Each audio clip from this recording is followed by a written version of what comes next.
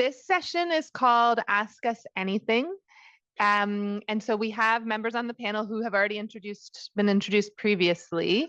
We did, when you registered for the day, you were invited to ask questions in advance. And so part of this Ask Us Anything session is responding to those, but also taking questions live. And so the way we've handled it, there were 50 questions. So unfortunately, even if we talk really fast, we probably won't address them all, but we've grouped them by content expert.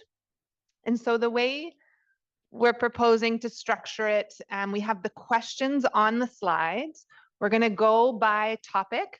I'll start off with the content expert looking at the questions and answering some, and then we'll turn it to the audience and we'll go down. So the topics are kind of neuroscience research with Evdokia, services and resources with Marg.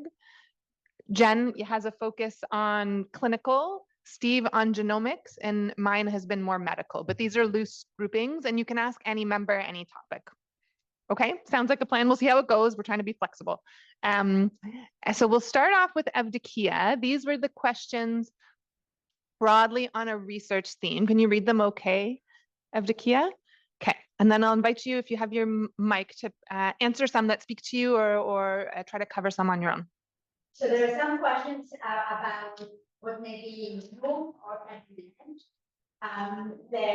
They have slightly different on the clinical intervention side, clinical intervention research. And there is a comment about potentially therapies that change brain function as opposed to ABA. So maybe we should talk about that quickly. So, okay, so let's talk about new and exciting, where we think the field is in general. So first of all, any effective intervention, no matter what it is, medication, psychosocial intervention, brain stimulation, will leave its impact on the brain. It will change the brain. That's how interventions work. If we have a brain condition, we can change something about the way the brain functions, is connected functionally, to produce improvements that are desired by the kid, the family that we have in front of us. So just to take the myth away that somehow psychosocial interventions or behavior interventions are fundamentally different from medications. They are fundamentally different because they teach skills we want. But however we intervene to create changes in the brains and in the bodies of the kids, that contribute to the types of difficulties that we see. Now, what's new and exciting? So we touched on it a little bit before. So we're getting much closer to mapping the new biological interventions to the underlying biology of the people. That's why we care about genetics, because we understand about the pathways that are affected by the genetic difference. And then we have the opportunity now to match the drug or the intervention to that underlying biology. So there's a bunch of new medications that are in trials for both common and rare conditions. You already heard about the potential for some genetic rescue therapies around the rare genetic syndromes. Yes, there is research in brain stimulation. Yes, there is research in psychosocial interventions. But the idea, what's getting exciting, is the idea that we are starting to try to match the kid and the biology of the kid with the intervention that we're doing. So it's not just trial and error like we've been doing forever in the trial and error, but we're getting better at increasing, making the bit more precise. There is a question about quality of life and profound autism. And so I'm going to touch this one because this is a very important one, maybe a controversial one. So instead of talking about profound autism, I'm going to talk about kids who have severe intellectual disability and are minimally verbal. They have autism, or they have another condition, doesn't really matter, lots of genetic syndromes. There are kids who have intellectual disability of its own. It's the same kind of question. How do we think about quality of life for people who have very low cognitive abilities? and do not have independent communication systems to be able to communicate their preferences and their needs in ways that we assume contribute to quality of life. So lots of interest in this area right now. Part of the biological research that we do for genetics is to understand the biological pathways for that population, so that we don't depend on the report from the kids and the youth to kind of try to map what the areas of potential intervention may be. But there's also a lot of research in trying to give a voice to kids who are neurodevelopmental, because just because you cannot use your speech does not mean that there are not ways that we cannot develop systems that help with kids exercise autonomy. Talk us about preferences, we have to explain them, we have to build them, but basically there is quite a bit of work to provide adequate communication systems to people who are minimally verbal, and they just cannot tell us about what they may want. There is also a lot of work, and some of you in the room are expert parents, in this idea of trying to reconceptualize what a good life is for somebody who is minimally verbal and has very severe cognitive deficits. Because the truth is, we use ideas about what a good life that come from a population that may have very different needs and preferences. And just because I may not think it's a good life to not have independence does not mean that the other person does not think that they can have a very good life, but being fully dependent for day-to-day activities, but experience joy, experience meaning in the way their life is. So some of you are actually experts in this area. We ran a 4-day and all of you this year on minimally verbal children and youth. So again, lots of research in this area. If you're interested, come and partner with us. We probably will do more work.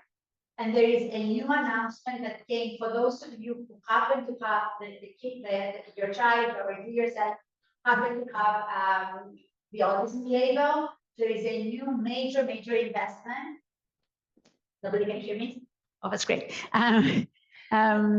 There's a new major investment that just got announced about a month ago from the United States, from a donor who's making a major commitment to develop an international clinical trials network that focuses specifically on the kids who have very low language and low cognitive abilities.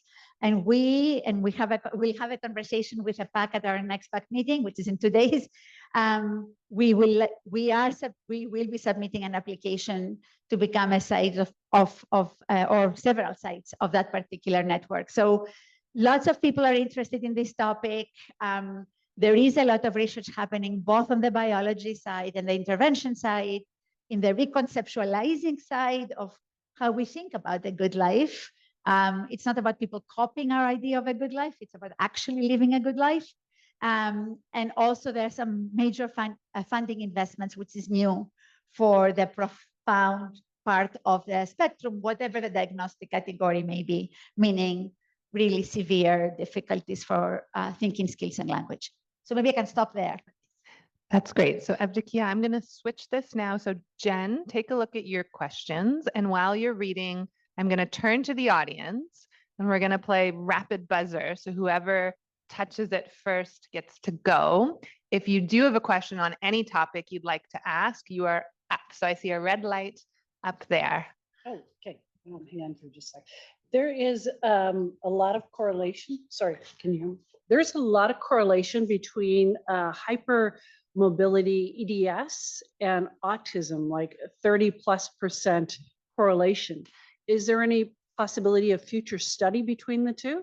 So this is a kind of a tricky question, but I will do my best to answer it. Okay, so there is a lot of non-health related chat about this atypical Ehlers-Danlos syndrome, but does not have the genetic mutation, but associated with Ehlers-Danlos syndrome, but there is hypermobility, and then that is seen as a correlation with autism, but also any other neurodevelopmental condition. So it's a marker of neuroatypicality. Right. So I would take a step back and answer it 2 ways. I would say we have not found much higher age of proper Ehlers-Danlos syndrome.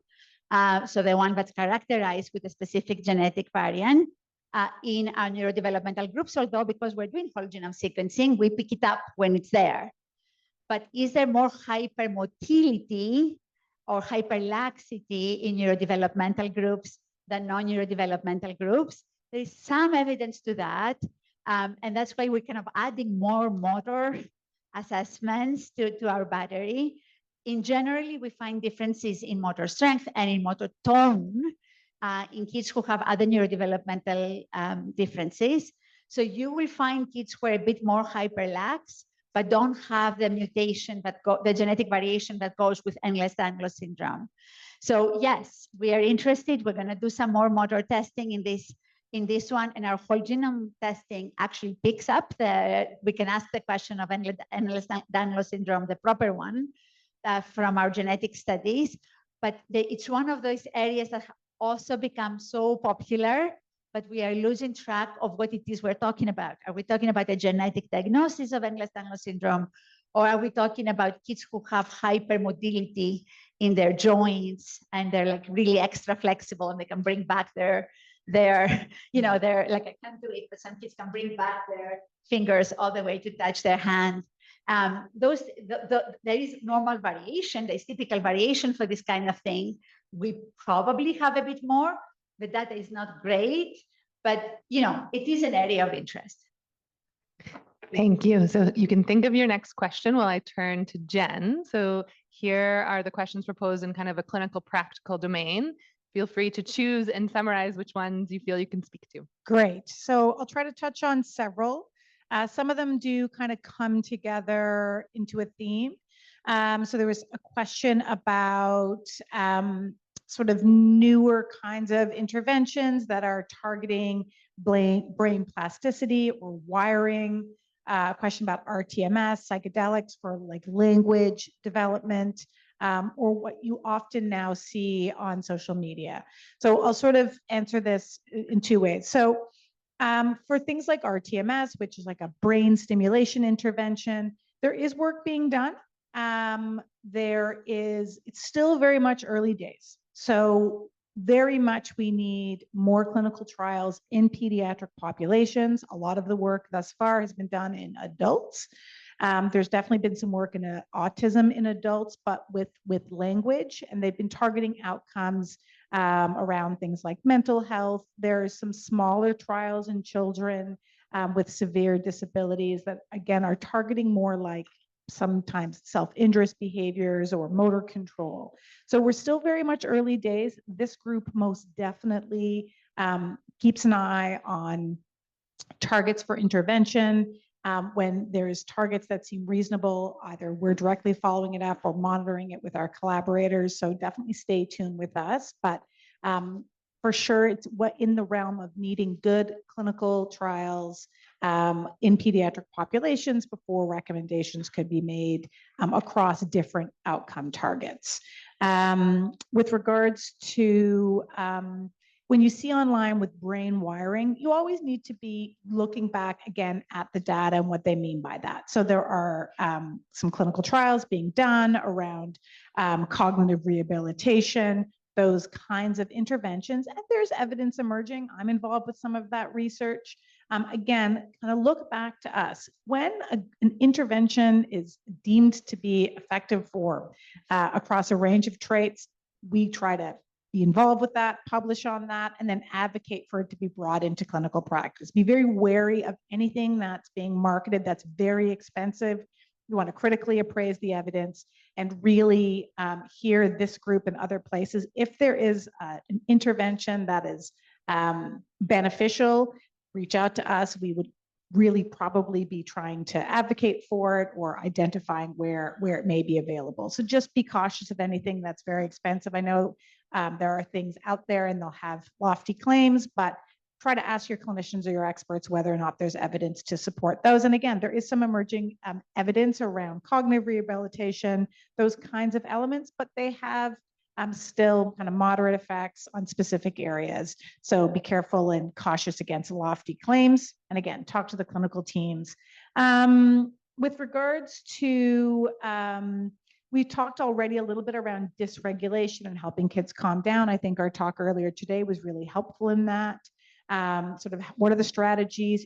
You want to pre-plan. What kinds of situations are dysregulating? Once somebody is dysregulated, there's very little that can be done in that moment besides helping them calm down. Knowing what kinds of things help people calm down can be really important, and really offering that to them. Is it a quiet space? Sometimes something that is something from a sensory perspective can be very helpful. A cooling pad, something soft or warm. What helps that individual? Is it quiet space? But really, once somebody is dysregulated, you really just need to give them the right environment and space to really kind of get right back to their baseline before you try to engage, and as much as possible pre-planning. So lots of people get dysregulated. The key is how quickly can they recover and kind of come back to their baseline. And once that's happened and everyone's calm, kind of go back, evaluate the situation, see if you could have, what were some of the tells and things that could have let you anticipate it.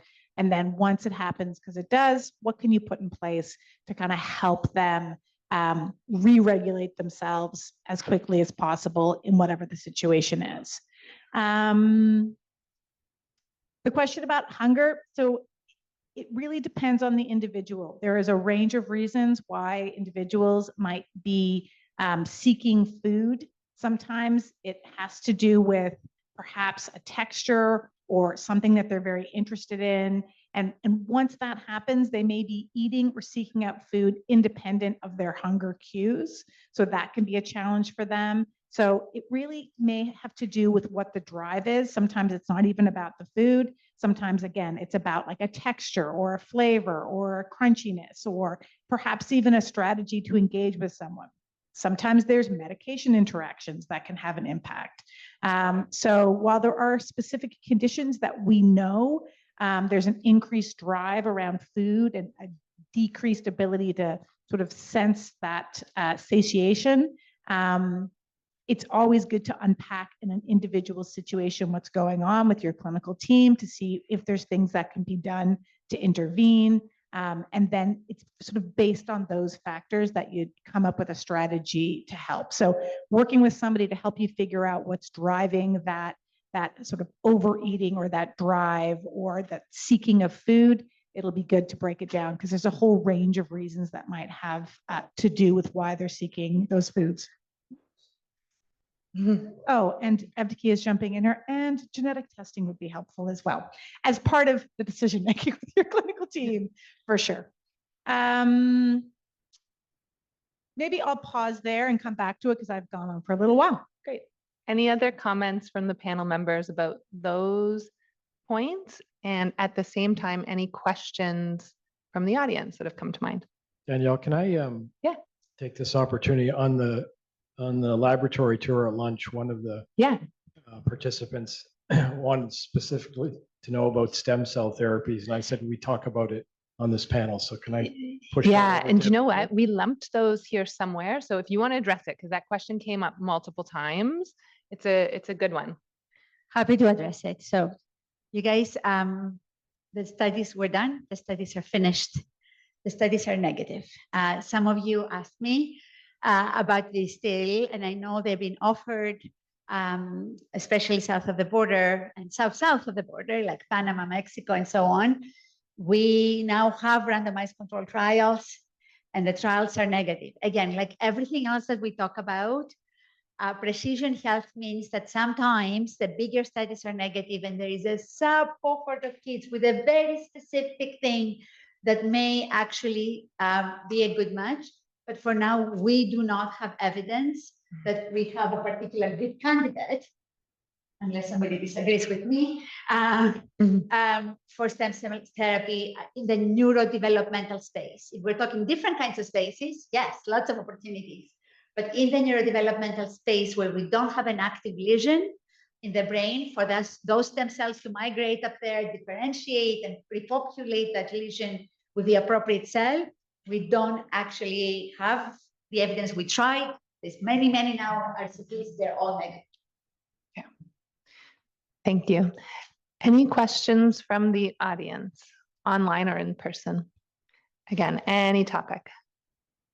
I see a light. Beautiful. Oh, hit it again. Oh, okay. So I'm going to reintroduce these the light system.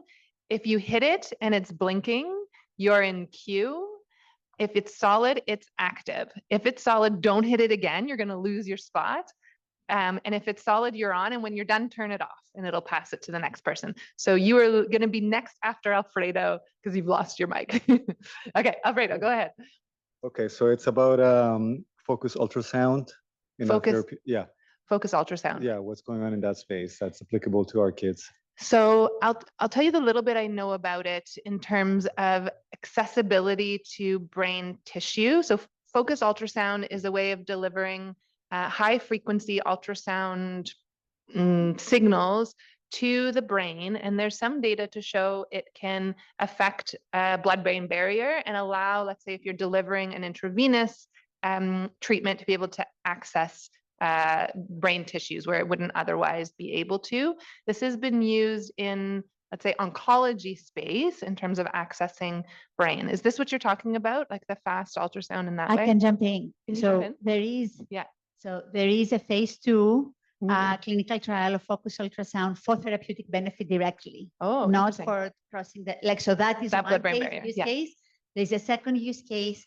The phase 3 program is in development. I've seen the phase 2 data and I don't mind it. So if the phase 3, I mean, I'm not jumping through the roof, but actually, you know, it looks like mild to moderate effect sizes.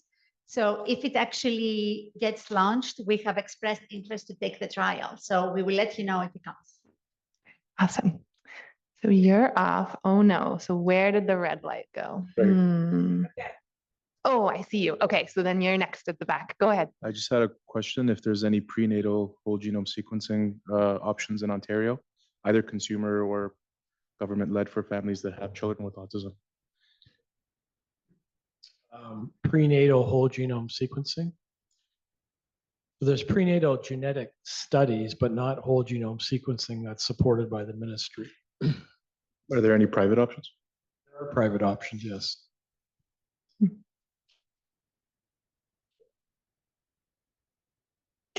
Now you're up again.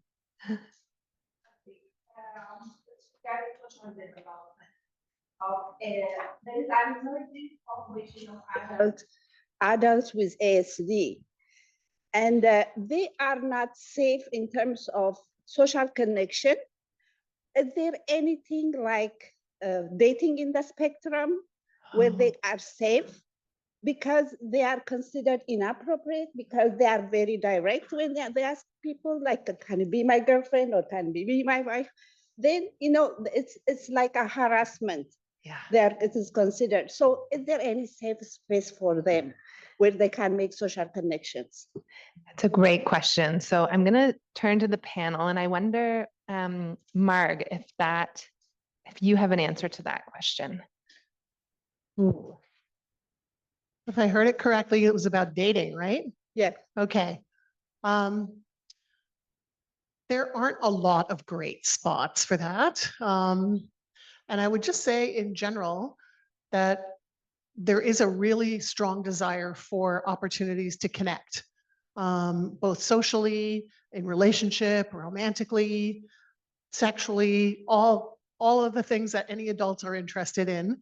And there have been some sites and some attempts to do this, but they haven't always been well supported. When I say well supported, I mean to allow people to feel safe, particularly women, and that those can be situations that become quickly not safe. At the same time, with there being such a need, I would check with, we have a number of staff who support adults at Autism Ontario to connect with our staff there to find out what's available in a particular community. Sometimes things pop up as opportunities. Other times there are gathering places where there are some additional supports that may be available, especially for young women. And I'd say that's probably the best place to start to find out what's happening in the particular community in which you live. to see what supports there are. Thank you. I'm going to turn to the questions that were grouped under me under a medical theme. Largely, it sounds like there's one online, 3 online. So let me answer and then we'll turn to the online group. So a lot of the questions have to do with, should I take a medication? What are the decisions around medication? My child with a neurodevelopmental condition has co-occurring something. What's the best treatment? So I'm going to speak more broadly about the idea of starting a new treatment in a neurodivergent person is a more uncertain space. So we may know, let's say in brain injury, X, medication helps a little bit with focus or cognition. We may know in functional neurologic conditions, this therapy is helpful. We have no evidence to tell us not to do that for someone who also has autism, also has ADHD, let's say, but we have general clinical wisdom to proceed a little more cautious, go a little more slower with medication, be really clear with what you're treating. So by no means does every person with a neurodevelopmental diagnosis need a medication. Be really clear what the target is and consider it a trial. So, things are significant enough. They haven't responded to environmental supports, time off, brain rest, therapy, what have you. We're going to start a medication. We're going to say, we're going to try it for the next 3 months. We're going to watch carefully to see if it helps what we're looking for, and then we're going to decide.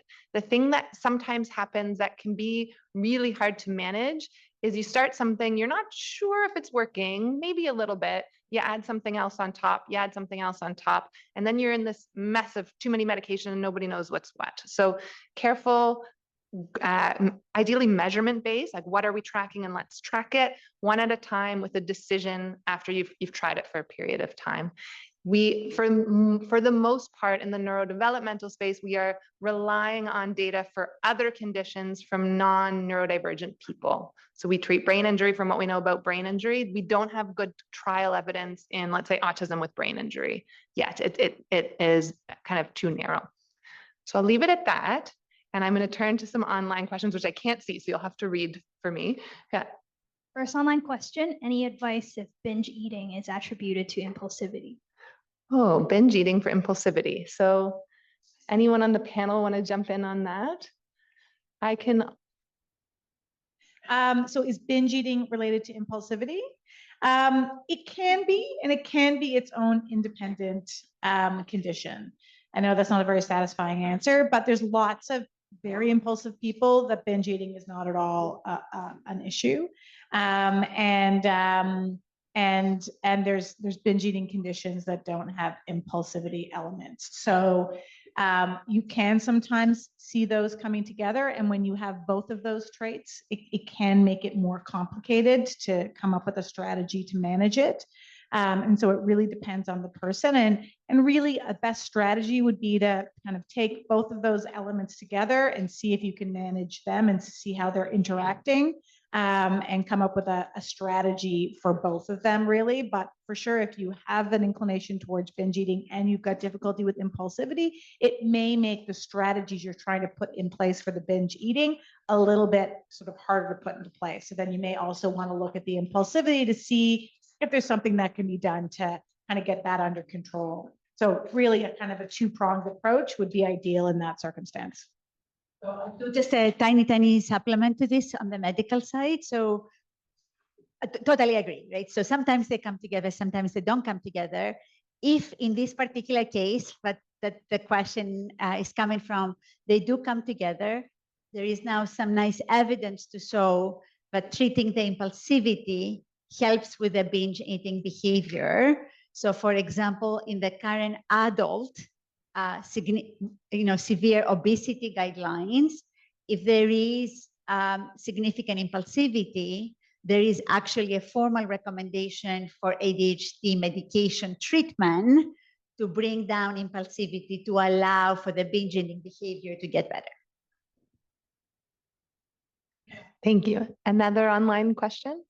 Is there any genetic testing an adult sibling of someone with autism should do? What is available and what are the benefits?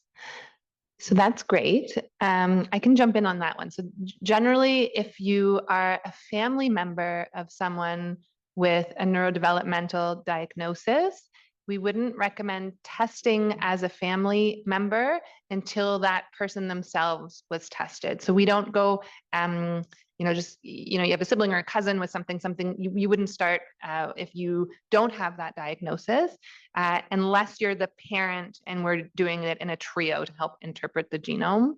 Once that individual, let's say the sibling, has a rare genetic diagnosis, then absolutely, it's called cascade testing. And this would be looking at people related to that individual to see if they do or do not have the genetic condition. So no, if that person is not diagnosed, but yes, if diagnosed.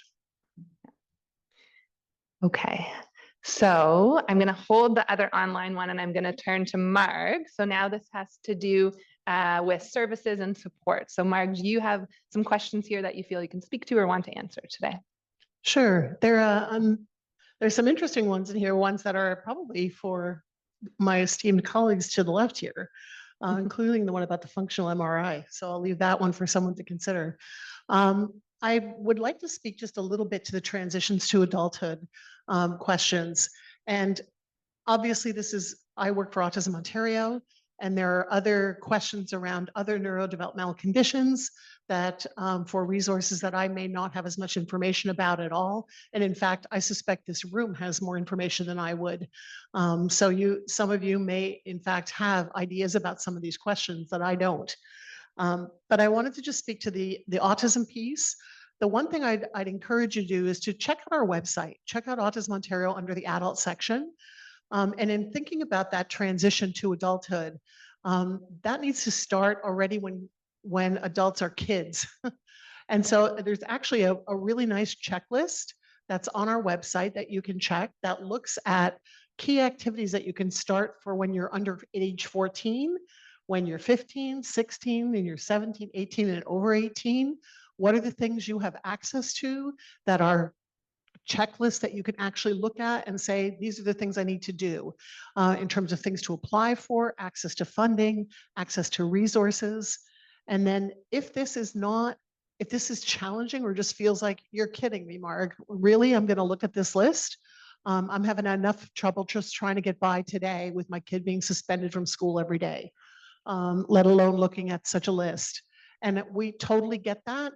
So we want to encourage you to also think about a course that we offer, a one-shot session called Journey to Adulthood. And that's just a 90-minute session.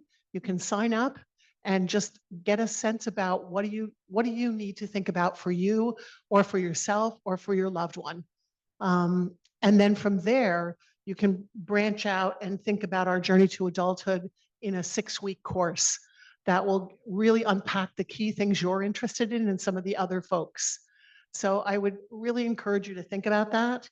And with regards to jobs, we also offer an online, it's free online on demand for adults and for employers, a module-based support called Autism Career Connections, also on our website in that same page under adults.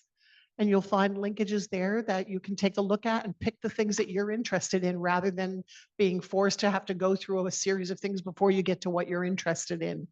And that can be for an employer as well. If none of that works, you say, I've tried all these things, you can reach out. We have a small number of staff, but staff who can help you, again, depending on where you live in Ontario, especially for you folks online. You're probably not here in part because you live somewhere that's too hard to get to Toronto. And so our conversations sometimes tend to be a little bit more Toronto-centric.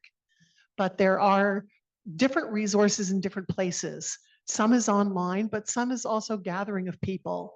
So I would check with our staff and they will gladly direct you to the places where you can gain access to some of these resources. And if they don't exist in your community, where you might get them through other means. Let's see, what are the other ones that would make sense that people are interested in? I think, yeah, I'll stop there for a minute and then see if there are other questions. Yeah, great. So what I'll do, we can always come back to these as we go through. I am mindful We started 15 minutes late, so I'm going to take us right till 4. Is that right? Is that okay, Evdokia and timekeepers? Okay. We'll go for a few more minutes. Steve, I'm putting your questions up to think through. Elim, I'm turning to you with the online question, and then we're going to the people in the audience next. Is there any research on what's the best living arrangement is best long-term for those with ASD? What kind of supports are available in Ontario for families who want their adult children to stay in the home as long as possible, but need in-home support due to age or health? Ooh, so Marg, you're going to be back in the hot spot about that. And I find the transition to adulthood service navigation an area that I struggle with a ton. So the questions about supports to live at home and resources for residential support in adulthood. This is such an area that is severely lacking in our province. Yeah. There's just no other way. I wish I could give you that lovely list of resources. There isn't a lot, and it really is parent to parent and parents connecting with each other. Really, this becomes a significant advocacy effort. And I see Natalie's hand up, and I'll get to you in just a second, Natalie. But I think it's a place where, depending on where you live, so you may have access to organizations like Community Living, like RENA, and others who provide those kinds of supports for families where their children are living at home and they may have access. But there's also waiting for those things, and often it is looking for options for independent, semi-independent, supported living options, which are few and far between in Ontario. And for the families who need to have access, they're finding themselves having to become quickly political in terms of accessing their MPP and having to watch things sometimes get to a very difficult place where before action is taken, and often where harm is caused to individuals and their families together while they're waiting. And I know that that sounds kind of scary and doom and gloomish, but even the best of plans are not necessarily resulting in finding that resource and having to create it oneself. So I think it is a matter of advocacy and continuing to tell your story and going to your MPP's office with your loved one and talking about that story where you can. And doing that in a way that gets heard differently. I find that those are the kinds of things that seem to move things more quickly. I've seen it happen over and over. It's the same true for education. It's the loudest voice that gets things moving. Yeah. I think Natalie has an answer, and then we'll move to questions. Yeah, go ahead, Natalie. Two things. The DSO offers every quarter a 3-day course. It's free for 3 hours in the afternoon. So you just go looking at DSO housing, whatever, which looks at all the different models. It's free. You just sign up online. Second thing, on June 24th, there's a new lab starting. It's called the Solutions Lab launch, called The Power of Families. So what's happening with this is they're introducing different models. It's all part of the whole journey to belonging in Ontario that's been over the last 7 years, and it's a 10-year sort of process. But just to let you know, if you look up the Power of Families Solutions Lab, DSO, you just sign up, and they're just doing a webinar to talk about different options and so I just wanted to share. That's great. Thank you. Yeah. This is going to be one of my comments about how we put moral judgment on decisions where no moral judgment belongs. Because the first part of that question was about research in how to best do this. Yeah. So you'll find, if you go into the literature, if you go on Google, you'll find 2 big schools of thought.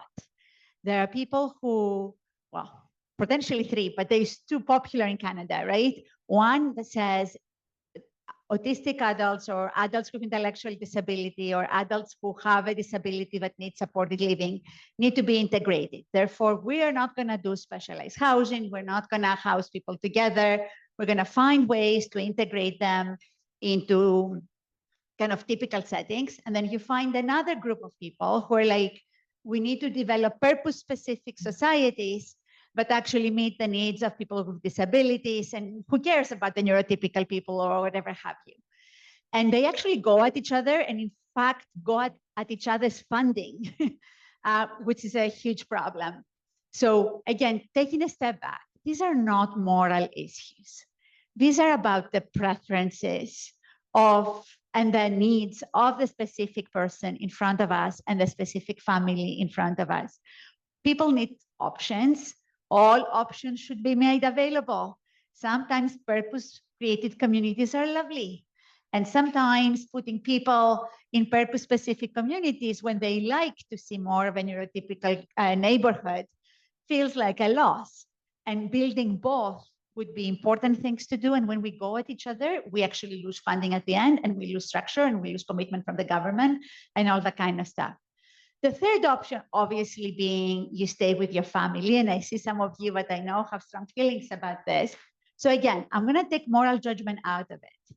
Like the advice that I usually give to parents as they're getting ready to transition is that think about your child transitioning like any other child.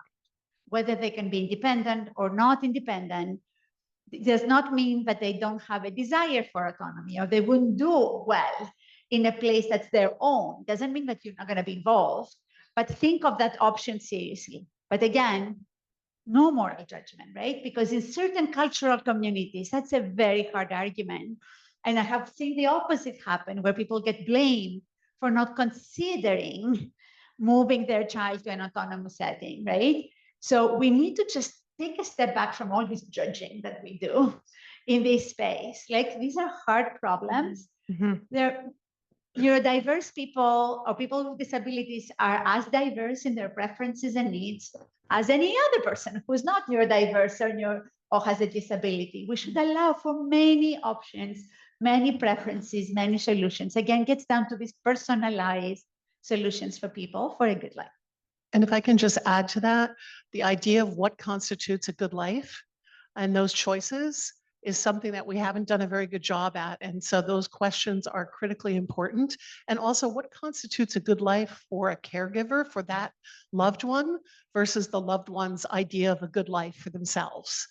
And I think those things, exactly what Evdokia is saying there, matter tremendously. I think we're aiming to wrap this up in a couple minutes. Do we want to do Steve first, and then we'll end with a few final questions from the audience? Okay, just before I start, Evdokia did a really great interview on CBC, I think it was Morningside, that covered many of these issues a few weeks ago. If you want to hear her words again, go online and listen to it. It was a really great job you did. Okay, so some of these things we already heard. The first question is there new research available about the prevalence of autism amongst the children of siblings of people with autism? I think the classic study still is the infant sibling study, the baby sib study that probably some of you were involved with, which states around an 18% recurrence likelihood. Oh, children of siblings. Sibling, yeah. So okay, I read that wrong. The next generation. Okay, you guys want to jump in while I digest that? I read it the wrong way. Okay, we'll come back to that. The next three questions we covered earlier, when am I going to get my results back? So we're doing the next round of annotation. We're signing out these reports, research result reports that go back roughly, I think 5 or 6 of them a week now. So about 20% of the families are getting their data back. So if you haven't heard from us, feel free to email and see where, what the status is. And we will issue some negative reports if you contact us, but if not, just stay patient and we will get back to you. Okay, and then we covered the stem cell. The question about the future for genetic quote unquote mutations, is there any hope in that regard? I wanted to just call to everyone's attention a really important statistic and slide that Danielle showed. for roughly 5% or so. I think this is a great number, and she sent me her slides in a paper that's coming out of the high support needs and profound autism. We think that's maybe more where we're going to see application of these new genetic therapies. It takes a lot of work, a lot of time, and a lot of money. I think we will cross a threshold at some point in the future where this becomes more standard, but it will be really for only a proportion of the people who get these diagnoses.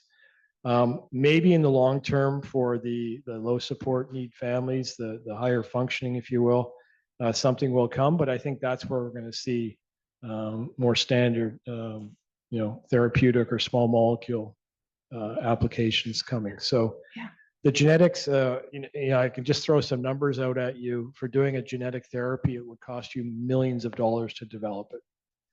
I think you just heard in the news in the last week a great success story. There's more and more coming. There's issues with off-target effects and things, but this is it's a miracle application, but it's only going to work for certain people.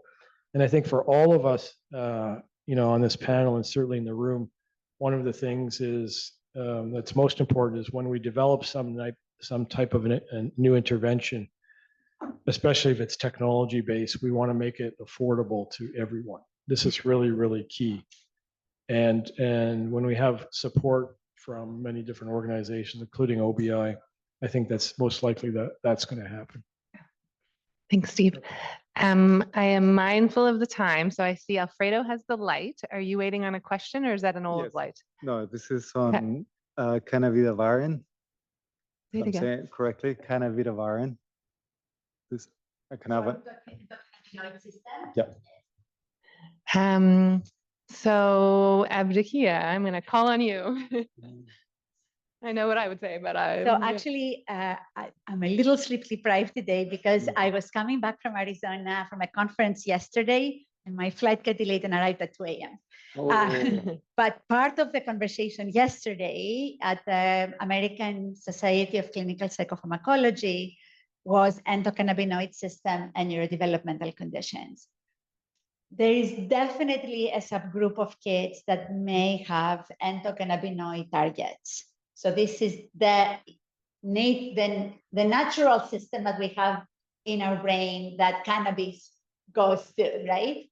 And there was quite a bit of discussion about targeted endocannabinoid interventions that don't, because when you use cannabis, you basically use 1,000+ compounds, right? So if we truly believe it's the cannabis that is the cannabinoid that is the actual active compound, there was quite a bit of discussion about, and there's many different receptors in the endocannabinoid system. So even if you had a pure, you need to know which receptor you're going for. But there is quite a bit of interest. Having said that, Johnson & Johnson had, J&J had a compound developed really thoughtfully for autism in this particular case. Their phase 2 study was presented yesterday and it was totally negative. But again, every time I say totally negative, you should challenge me back to ask me about variability, because is there a precision group in there that's a good target for endocannabinoids? And my gut feeling is there is. And in fact, they had a little bit of biomarker work. This was just general autism, no genetic no genotyping, no nothing. They had a couple of biomarkers there, but get to kind of social attention and social cognition that were predicting response. So my gut feeling is that system has a lot of promise, but it's not a sledgehammer system. It's not like you just start smoking cannabis and all of a sudden things get better, right? Some things get better, but let's not go there now, or some things get worse. But as a targeted, thoughtful, precision approach to the endocannabinoid system, I think there's a lot of work that we can still do. What about characterizing it? We have, I want to give John. I'm just going to ask you, I've been doing some work on psychedelics, obviously in adults for depression and stuff like that, but it just seems to me that maybe not necessarily psilocybin for people, that those drug targets might actually be very good for expanding the window for the neurodevelopmental disabilities. I don't know if you Yeah. thought about that or any thoughts on it. So I have thoughts. Um, No, this is the problem when you're a physician, right? So the scientist part of me is actually really interested, right? And in fact, forget psychedelics, just pure ecstasy. Think about your favorite rave drug, for those of you who are old enough to remember raves. Like it actually has a really targeted mechanism for social approach. And that's why it works for that purpose in the context of a rave. But when you put my physician hat on, I know that the rest of the profile, especially when you start treating early on, when you still have open neurodevelopmental windows, this is the opportunity, but this is also the risk. So I haven't quite wrapped my head around what it would take to actually systematically, safely build something on psychedelics in younger populations. There are psychedelic trials in adults with neurodevelopmental conditions, but are running right now. Endocannabinoid characterizing, very good idea. Some people are developing targeted drugs that would be useful to potentially test across our neurodevelopmental conditions. I don't think that's an autism-specific thing at all. So I think this is an area of interest. I'm struggling a little bit to think about how do I write a protocol that Health Canada approves and I can put to my REB around psychedelics. Cannabinoids, if I had a purer one, like I don't want to do straight cannabis, but if I got an endocannabinoid agonist with a good profile, I'd probably bring it over. This one has research on aggression. Some sort of Yep. Yeah. Send me your thoughts. I am mindful it's 4:05. Do we want to do the couple more questions in the audience? Is that? Can I just come back to the question I Oh, dodged earlier? Yeah, sure. And feel free to help me Put it out. together. Danielle, feel free to help me on this, but I get it now. So the likelihood that a sibling would have a child on the spectrum or with an NDD, what is the number, the estimate now? Is it maybe 10% or so? Or- No, it's a tough no. Yeah, well, no, I think, so it depends if you have a genetic finding and, yeah. So we've written reviews on this. There's no specific number and there's no new data, but we have 3 genetic counselors that you can talk to. So whoever asked that question, just contact the study, contact us and we'll give you an answer based on your scenario. And it's actually a good thing to think about clinically. So we wouldn't test a sibling if they weren't affected and the affected sibling didn't have a genetic diagnosis, but it's absolutely reasonable to seek genetic counseling to understand your own family planning and needs going forward if you are a sibling. And that would be something you could do through your family doctor, refer to see a genetic counselor around, and they would give you these data that agree that they are known, but yeah. Okay, there's a light up here. Yes. Hi. So my question about the MERT has magnetic resonance therapy been scientifically proven to be effective for individuals with autism, ADHD, or cognitive decline? MERT? Yeah. So I'll tell you, so I'll give you my impression and then I'll turn it. There is interest in different neurostimulation protocols involving electricity and magnets and all sorts of different technologies. But if a company is selling this to you now as effective, I would put on like a detective hat and think about what are they basing this data on, because we don't have confident data that neurostimulation for children with neurodevelopmental differences is an effective therapy. We have good data for depression in adults for something called RTMS, but if a company is selling you a neurostimulation protocol, I'd be suspicious about it. If you're interested in neurostimulation, look for a study. And that way you're not paying out of pocket. At least you're contributing to the answer and you're getting something that's carefully regulated would be my comment. I don't know if you have more. Yeah, okay. Thank you. So turn yours off, Vula. Hi there. I have a quick question. Recently, I was in a gathering with some moms who had children with autism, and they had brought up leucovorin, which is something that has folinic acid. And then I looked online to find out, because they're saying how it helps with speech and language for individuals with autism. I want to know exactly, because online it basically had, I heard this one doctor say that during pregnancy in utero, when the mom is taking folic acid, the baby is not, or a child that has that genetic predisposition to being autistic does not have the ability for that folic acid to enhance brain cells or what have you. So with this, it does have that folinic acid. So it later on, even after the child is born, once you start giving them this leucovorin, it helps with speech and language. Is that true? Do you want to do it? I did the last one. You do this one and then I'll, yeah. So I actually, a couple of parents asked me. So let's answer it for everybody because I got lots of questions about leucovorin in the break. There is one randomized control trial coming out of Arizona that showed benefit for leucovorin, which is basically folinic acid, as supplementation for nonverbal young kids under the age of 8 who had antibodies against the folic acid receptor. It has not been replicated. It's important for us to know there is a randomized control, which I'm not going to minimize, has not been replicated. This is how I talk to patients about this. I don't have a replication study to give you confidence. It's expensive, and it is not covered by our publicly funded system, but some private medical plans cover it. So if a family has a plan and wants and can get it covered and they want to give it a try, there is a protocol that can be tried that's pretty safe. I don't have a way of ordering a clinical folic acid antibody and a folic acid antibody test.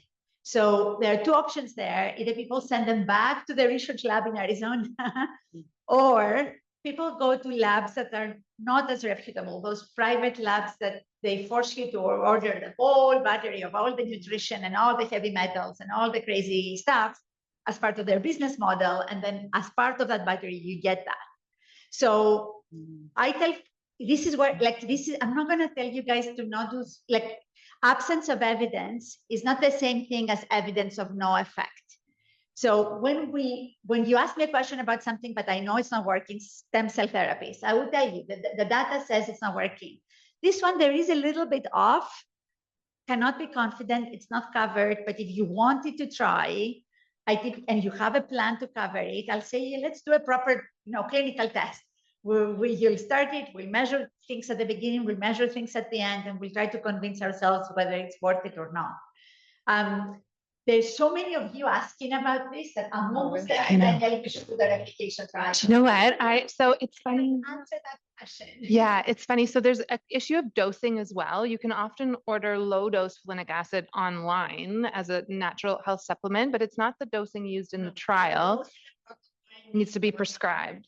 I mean, you can order it, but it becomes expensive. So you may want to see if you can get coverage for it if you want to try. There's also a too good to be true hypothesis to that. To me, like this, the hypothesis is there's autoantibodies against these receptors, and we need, like, I don't know, something.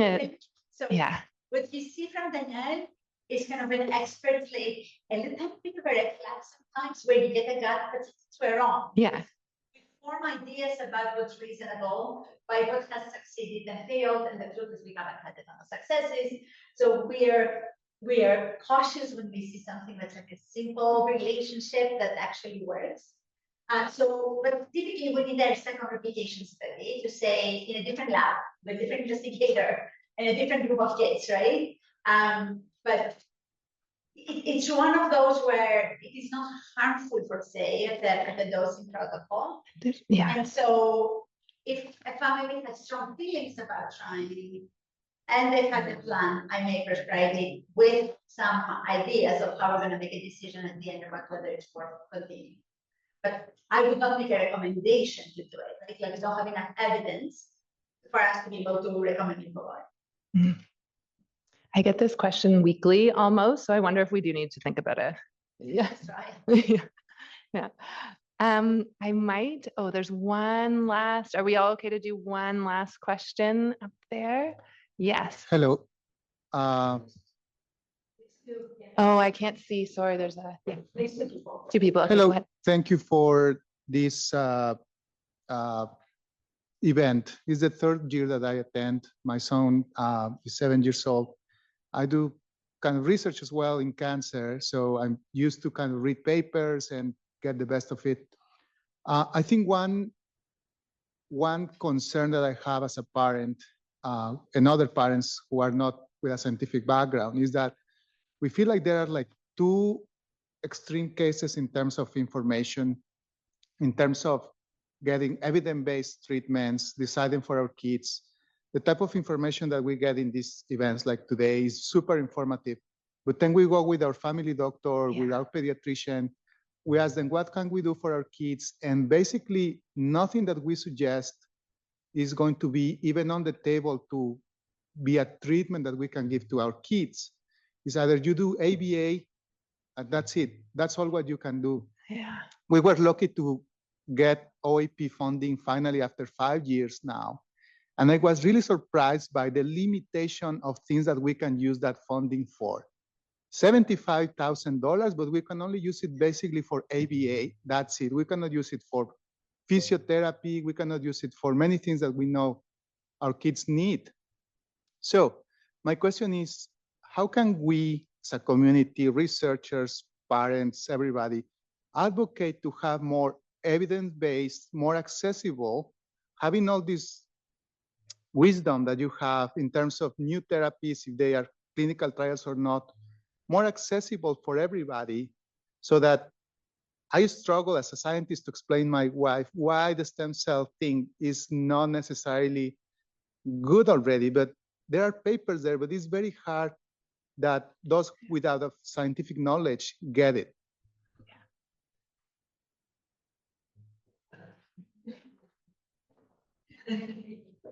I'll say, Yeah, it is. I think it's interesting if you talk about the OAP. Originally, the OAP only talked about ABA. So the fact that there's actually SLP, mental health supports, occupational therapy added is progress in a very slow way. But they're also, governments are conservative by nature, and they're going to look at things for which there seems to be sufficient evidence. And then beyond that, they will be much more cautious. I know that there are other countries that are looking at other types of funding models to say, we'll open a purse for you if you qualify for disability benefits, and then you can spend it in many ways that you would like. We're not there as a country or a province yet at this time. Yeah, and in the meantime, people are waiting for early intervention and intervention when it is needed and supports across the life course in this province. So that advocacy message is being heard and spoken to every day. I mean, let's talk about the medical piece, right? Yeah. So there is a couple of pieces to that question. One is the capacity building in our sector. And we have some initiatives, and you can talk to us after offline, where we have developed, we call them the ECHOs, ECHO communities. These are communities of practice between physicians, family doctors, nurse practitioners, experts, specialists, all meeting every couple of weeks and discussing cases and improving everybody's kind of understanding of what's current. And so we are happy to invite people's family doctor to join us or people's pediatrician to join us, but of course they're limited. So there's the capacity building piece. The other piece is a tricky one. I'm going to mention it and everybody's going to hate me. That's my colleague right away. This word, a learning health system. So our health systems are very linear, right? We do a study, take 10 years to implement it, then we implement it and then we don't change it for another 30, right? And so by the time the kids get the thing that had evidence before, it's already outdated and we have already learned new things. And it's very hard to get our system to learn from itself based on the new data, the experience it collects, the data from your child in your family, in the family doctor's office, right? There is quite a bit of commitment right now, I think, from and looking at my colleagues across our institutions and the healthcare sector to consider restructuring our healthcare system a bit, to move towards a learning health system. We will need patient partners for this. We do need patient partners for this. And so come and join us if that's the area of interest for you. Somebody was, another parent was telling me the other day, you need data, but you need stories. And it's this, the data is going to give you confidence to advocate, but the stories are going to move the politicians. So if you're up for it, just come and join us in kind of bigger efforts around how do we get our system, our healthcare system, to start learning from itself and not be stuck on the recommendation from 30 years ago, because it took us that long to implement. Maybe I can just jump in and share some of my ideas on the broader topic that I think you rose, and that is, what should we be doing in Canada right now? There's a very unique opportunity for us to be investing significantly in knowledge-based economy around scientific investment. And in fact, in biomedical sciences, the model is actually cancer researcher. And I think, in part, the Ontario Brain Institute was formed to have the same type of war, if you will, or battle against mental health issues or brain conditions. So I think we're ahead of the game here, but we can go a lot faster. And the way to do it is to have buy-in from families and support all across society. And don't let the government back down on the challenge, because I think we're ahead in the world here. And what we're advocating for now are large projects. You read it in the newspapers, looking to put Canada first, if you will. And, I think I gave you one of the projects that, on the whole genome sequencing side, but around precision therapeutics and brain disorders, development of new medications, the clinical trials unit Evdokia mentioned. I think this is the place. We've got the foundation to do it. Toronto, I would say, and Ontario is the lead in the world. And we shouldn't settle for anything less. We need to be at the top and push real hard. I am comment. So my company got bought by AI company, and what they're starting to do is electronic medical records, even your conversation gets recorded, things get put into a database, and they are now identifying things in the database that now prompt the clinician. Think about this, or there's actually a new treatment out there. Next time you visit with this patient, it comes up as a flag that they can have a discussion. So this is very preliminary right now, but I think in the future, your family doctor, your neurologist even, will all of a sudden have prompts to have a conversation about treatments that are being developed here. So, maybe in 5 years, when we sitting here again, it might be a very different world. I have been not paying attention to the timing team on the side. Apologies. And I think it's been 1 minute left for 20 minutes. So maybe we call it there and yeah. Yeah, stick around. And the last section of the agenda is about communication. Did you want to speak to that quickly so we end by 4:30? Lovely. Thank you to the panelists. That was really great. Thanks for all the questions.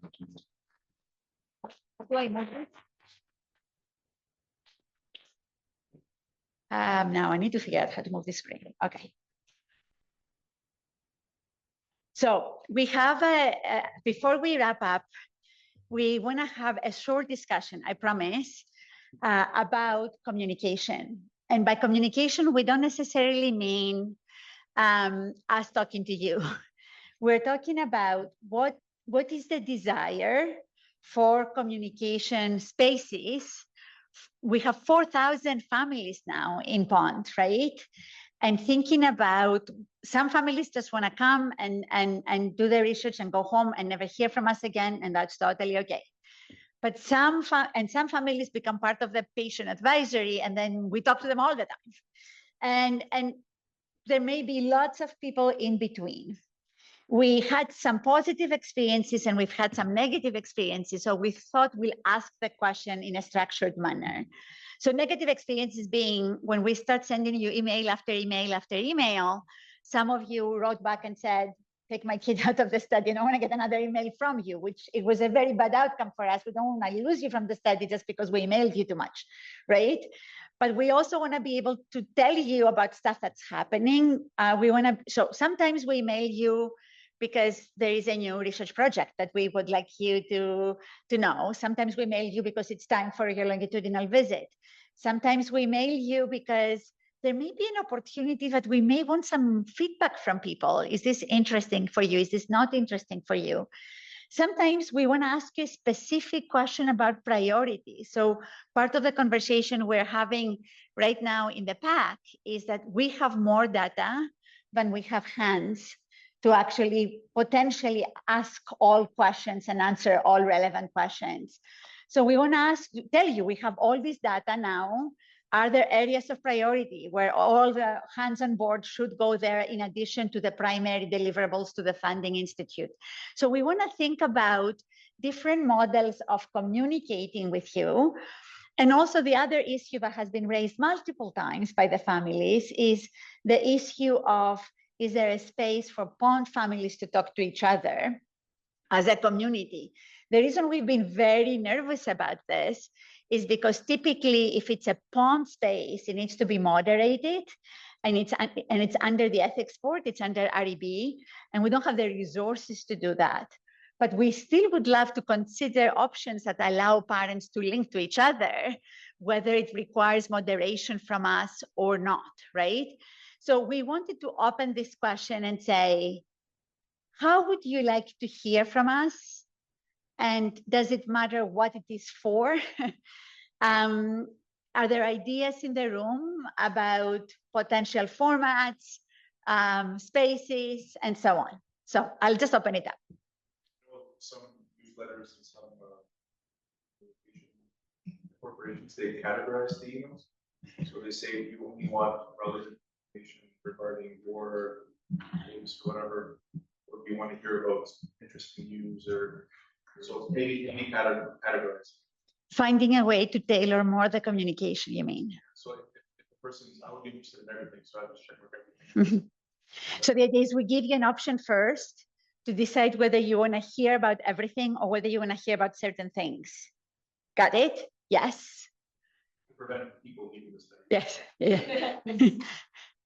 I do not know how to manage the lights now, so can I just go by hands? Because I'm going to give everybody the, okay, so you first, Adam first. Oh, I need to do what? I need to do the, where's the slider? There, you can definitely do the slide though.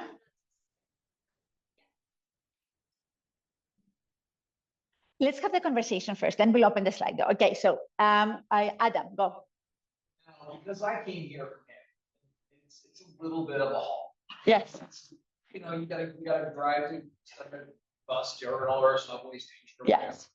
Stuck in the train. Well, so from my standpoint, and from the standpoint of probably a few other families, the Hamilton families, probably other families side of Toronto, it would be nice if you did these kind of things locally.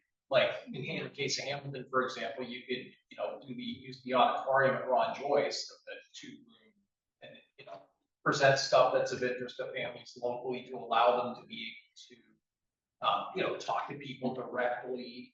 And you guys have some really good, one really good rep in particular named Alessia. She would show up during the family nights. For those who don't know, Ron Joyce runs a monthly family night for autistic families, children, talk over various issues. And when she would come in from Zen and tell us things, that had some value. So, and it doesn't necessarily have to every month, but when something comes up, have the reps go out into the community and participate that way. Not just in terms of showing up at a family night, just be part of the community in general, like where it went. Put yourselves in, be a partner with families. So embed the local teams at every site, the local POND teams, into the activities of that site to be able to talk POND back and forth locally. Yeah. Kingston, Hamilton. There's no Ottawa, unfortunately. So Kingston, yeah, Scherer is not part of Pont. Yeah, yeah. But yes, pretty much everybody else.